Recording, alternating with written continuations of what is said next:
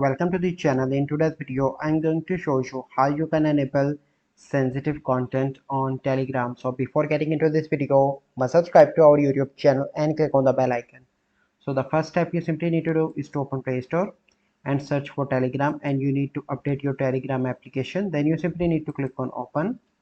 So once you are here, you simply need to click on three bars on the top left.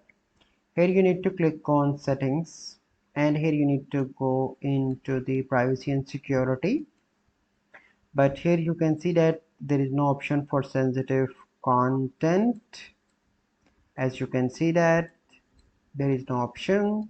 You simply need to go back, open any browser and search for Telegram, and you need to log in into your account on Telegram web, but that option is also removed, so you are unable to enable sensitive content on Telegram now. So this is a new update. So I hope you find this video helpful. If you find this video helpful, must like this video, subscribe to our YouTube channel for future videos. We'll see you in the next video. Thank you. Have a good day.